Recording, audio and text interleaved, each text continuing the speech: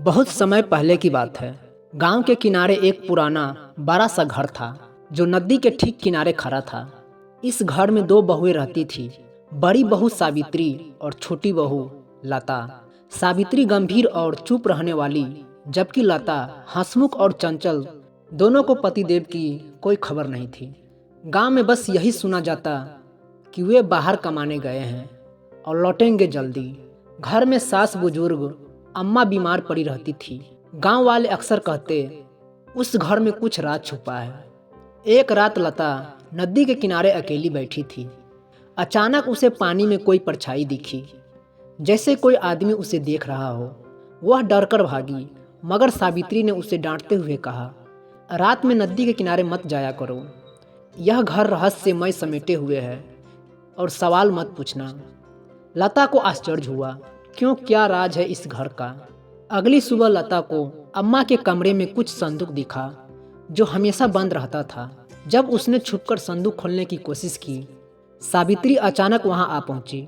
उसकी आंखों में गुस्सा और दर्द दोनों थे, और सावित्री कहने लगी कि इसमें तुम्हारे काम की कोई चीज नहीं है। और लता ने संदूक को फिर ताले में बंद कर दिया। लता का शक बढ़ता गया। रात में उसे अक्सर अजीब सी आवाज़ें सुनाई देती, जैसे किसी की कदमों की, जैसे कोई आदमी घर में हो, पर हर बार देखने पर कोई नहीं मिलता।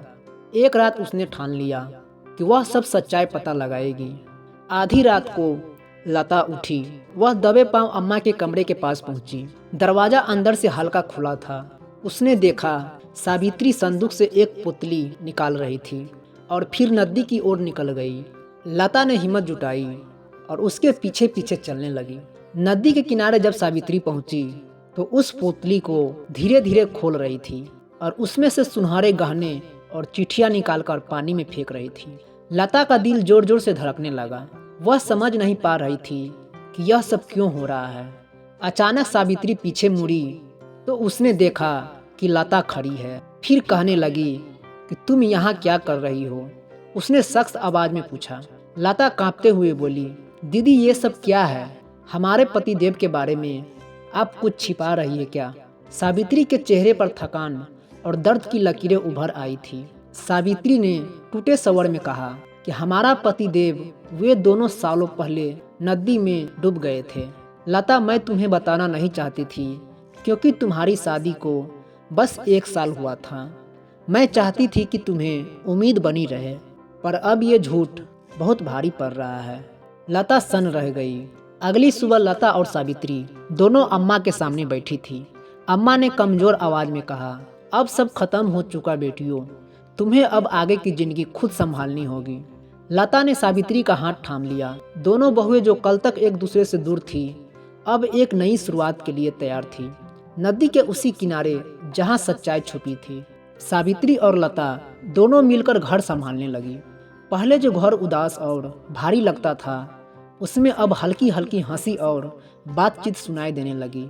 मगर अम्मा की तबीयत दिन ब दिन बिगड़ती जा रही थी। एक रात अम्मा ने लता को पास बुलाकर कहा कि बेटी, वो संदूक जो तुमने देखा था, उसमें एक और चीज़ है जो तुम्हें नहीं पता। लता चौंक गई और कहने लगी कि क्या अम्मा, क्या चीज़ है? अम्मा ने कांपते हाथों से चाबी दी और कहने लगी कि उसमें तुम्हारे ससुर की एक डायरी है। उसमें मरने से पहले उसमें कुछ लिखा था। अगली सुबह लता ने सावित्री के साथ मिलकर संदूक खोला। पुराने कपड़ों और पुतलियों के नीचे एक चमड़े की पुरानी डायरी रखी थी। दोनों ने उसे खोला और पढ़ना शुरू किया। डायरी में लिखा था, अगर यह डायरी कभी मेरे बेटों या बहुओं तक पहुँचे तो जान लेना कि इस घर के नीचे कुछ ऐसा छुपा है जो हमारी बर्बादी की वजह बन सकता है।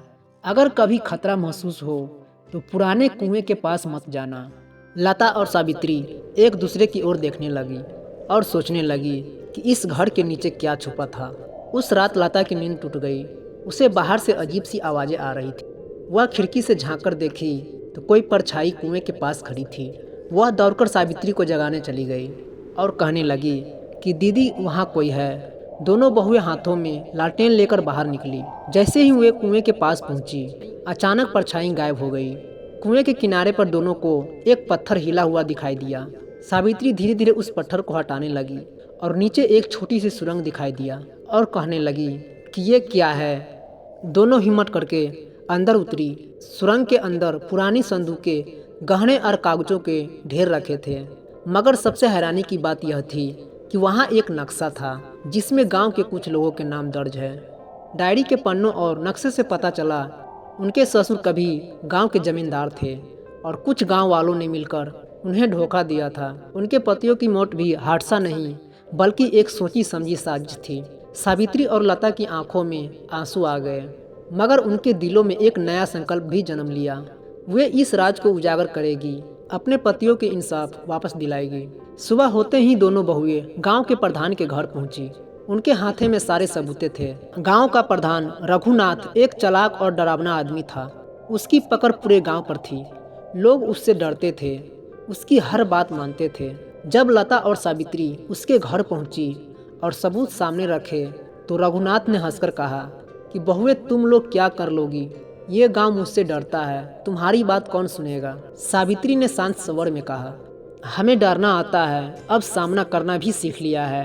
दोनों बहुएं सीधे थाने गई, मगर पुलिस वालों ने हाथ खड़े कर दिए और कहने लगे कि माफ़ कीजिए, रघुनाथ जी का नाम लेने की हमारी हिम्मत नहीं है। अब बहुओं ने गांव की औरतों को इकट्ठा करना शुरू किया। हर घर जाकर उन्होंने समझाया कि रघुनाथ ने सिर्फ उनके परिवार को नहीं, पूरे गांव को सालों से दबाकर रखा है। अगर सब मिल जाए तो उसे हराया जा सकता है। धीरे धीरे गांव की औरतें और कुछ बहादुर आदमी उनके साथ आने लगे। एक रात लता और सावित्री को पता चला कि रघुनाथ के घर में एक पुराना रजिस्टर रखा है जिसमें उसने सारे गलत सौदे, जमीन हथियाने और लोगों को धमकाने का हिसाब लिखा था। दोनों ने तय किया वह रजिस्टर किसी तरह हमें चाहिए। अगली रात सावित्री और लता चुपचाप रघुनाथ के घर में पहुंची। खिड़की से अंदर झांककर देखा तो रघुनाथ अंदर सो रहा था और रजिस्टर उसके पास रखी अलमारी में था। लता बहुत डर रही थी, पर सावित्री ने उसका हाथ पकड़ा और कहने लगी, हमारे पतियों की इज्जत, अम्मा का सपना, ये घर सब दांव पर है। दोनों दबे पांव अंदर घुसी, अलमारी खोली और रजिस्टर निकाल ही रही थी कि अचानक रघुनाथ की आंख खुल गई। रघुनाथ ने शोर मचाया कि चोर चोर पकड़ो, मगर तब तक बाहर गांव की औरतें इकट्ठा हो चुकी थी। सबके हाथों में मसाले थी।